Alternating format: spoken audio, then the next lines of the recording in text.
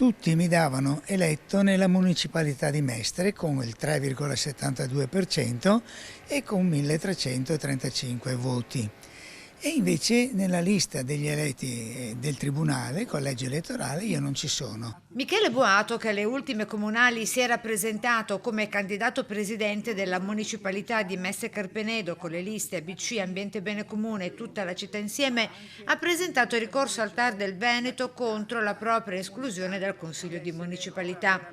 Boato contesta una presunta disparità nell'applicazione delle regole elettorali rispetto ad altri casi, come quello della lista del Movimento 5 Stelle, dove con meno voti complessivi e 105 preferenze il candidato è risultato eletto. Secondo Boato, la sua esclusione dipenderebbe dal conteggio errato delle preferenze da lui ottenute, laddove sarebbero state valutate quelle di una sola lista anziché di entrambe. Devo fare ricorso, l'ho già fatto al Tribunale, mi hanno risposto che devo farlo al TAR e diventa naturalmente sempre più complicato, ma lo farò lo stesso perché è un'ingiustizia che anche rispetto agli elettori tutti mi dicono ma cosa hanno fatto, come mai?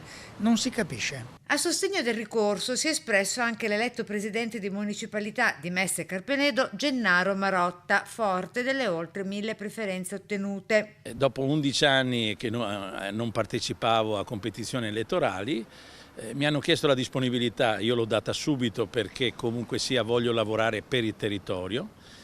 E essere premiato come sono stato premiato mi ha fatto molto piacere. Marotta, seppur di diverso orientamento politico, auspica il rientro di Boato in Consiglio di municipalità. Dal punto di vista personale mi dispiace perché con Michele ci conosciamo da tempo, ci rispettiamo e anche ci stimiamo, perché abbiamo delle idee anche abbastanza vicine per tanti temi, soprattutto ambientali. Che ricorra al TAR lo immaginavo perché una persona è un guerriero, quindi comunque sia non se la mette in tasca. Dal punto di vista giuridico non posso che prendere atto di quello che ci ha mandato la Commissione elettorale del Tribunale. Noi per adesso convalidiamo le persone che ci sono state segnalate e dopo succederà quel che succederà. Ora la decisione spetta al TAR del Veneto.